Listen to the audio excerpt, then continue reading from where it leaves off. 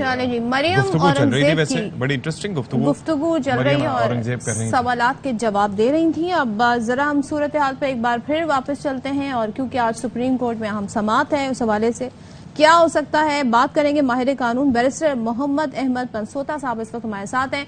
पंसोता साहब बहुत शुक्रिया। ये बताइएगा आज जो समाअत होने जा रही है, कल 14 तारीख थी, दिन निकल गया, इलेक्शन नहीं हुए, अब सुप्रीम कोर्ट की इस्तदा अपील जो है वो सुनी जा रही है। आपके ख्याल में आज मुमकिन तौर पे क्या हो सकता है? समाअत अपील सुनी जाएगी इलेक्शन कमीशन की या जो मामलात हैं इलेक्शन न होने से मुतालिक उस हवाले से कोई फैसला आ सकता है?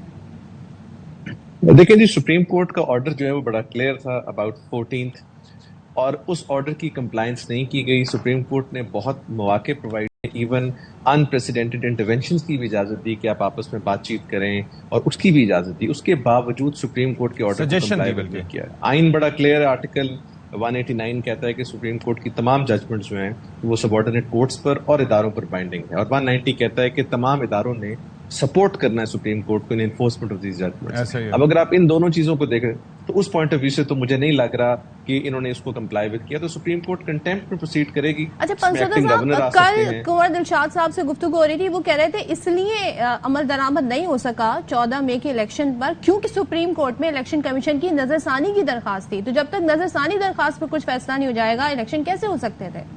सो is it a valid reason? देखिए जी, इस पर कानून बड़ा क्लियर है कि जस्ट बिकॉज आपने अपील फाइल किया या रिव्यू फाइल किया है, ये तो फिर रिव्यू है, अपील भी फाइल की हो, unless there is a stay order या जजमेंट सस्पेंड ना हुई हो, आप ये नहीं कह सकते कि चूंकि हमने एक प्रोसीडिंग्स फाइल कर दी है therefore we are waiting for the outcome of these proceedings. तो ये बिल्कुल एक फ्लॉड रीजन है और एक फ्लॉड उनका तरीका है जस्ट टू डिले इलेक्शंस। और इलेक्शन कमीशन ऑफ पाकिस्तान किस हैसियत से ये काम कर रही है? उन्होंने तो उसमें सपोर्ट किया था पूरा, उन्होंने तो बल्कि यहां तक कहा कि हम तैयार हैं अगर इदारे हमें सपोर्ट करते हैं। आज तमाम चीजों के बाद इलेक्शन कमीशन ऑफ पाकिस्तान कैसे ले अगर इदारे सपोर्ट करते हैं, अगर हुकूमत सपोर्ट करती है, तो क्या बेसिक और वैलिड क्वेश्चन यही है?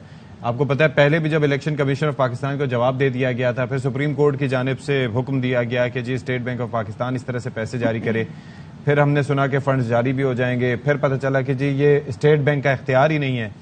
तो ये एक जलेबी की तरह मामला जो है उलझ गया। इसके बाद अब ये कह रहे हैं कि प्रोसीडिंग्स होंगी तौहीन अदालत की, तो किसके अगेंस्ट होंगी प्रिसाइसली?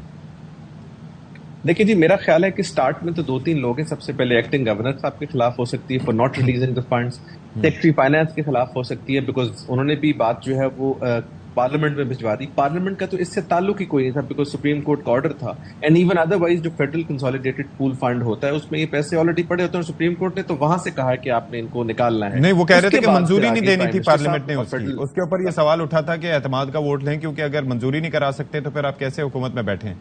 फिर वो भी एक सिलसिला हुआ, लेकिन फंड्स नहीं निकले। वो भी बड़ा इंटरेस्टिंग बात है कि अगर उनका मनी बिल पास नहीं हुआ तो फिर एतमाद का वोट उनको लोगों ने कैसे दे दिया? क्योंकि आइन में 63 के तहत तो मनी बिल जो है वो 100% पास होना ही होना है, उस पर तो दो राय नहीं है। तो वो भी एक बड़ी फटिशियस किस्म की एक्सरसाइज थी कि मैं मनी बिल तो पास नहीं करवा सकता एज प्राइम मिनिस्टर, लेकिन लोगों ने सारों लेकिन बात सुनिए, एक चीज ये है पंसोता साहब कि इसके अंदर जो हम बात कर रहे थे कि और एक सवाल उठा रहे थे कि क्या नून लीग और पीपल्स पार्टी ने कुछ सीखा है? तो 2012 में गालिबन गिलानी साहब की नाअहली के बाद और उसके बाद मियां नवाज शरीफ को सजा के बाद ये जरूर सीखा, जो इंप्रेशन जा रहा है कि वो किस तरीके से पार्लियामेंट को सामने लेके आए। तो शुरू में आपने कहा कि एक्टिंग गवर्नर के खिलाफ कार्रवाई हो सकती है स्टेट बैंक के या सेक्रेटरी फाइनेंस के, लेकिन बाद में तो पार्लियामेंट ही सामने आएगी। जी बिल्कुल, प्राइम मिनिस्टर साहब सामने आएंगे और फेडरल कैबिनेट सामने आएगी, और कैबिनेट में अगर किसी का डायसेंट है तो वो बच जाएगा, बाकी सब सामने आएंगे।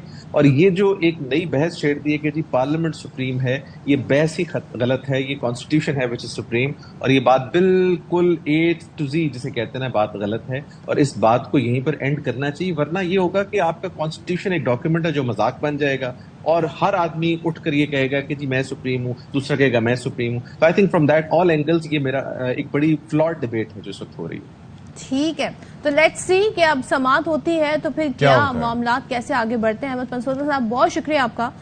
और जाहिर है जो कानूनी निकात है वो तो जब मुख्तसर इस हवाले से सूरत हाल डेवलप होगी तो ही फैसला तो ही पता चल जाएगा, कि पता चल पाएगा कि क्या होता है और किस तरह से सुप्रीम कोर्ट, क्योंकि कोई कानूनी पहलू हैं, तो किस तरफ से आगे बढ़ती है।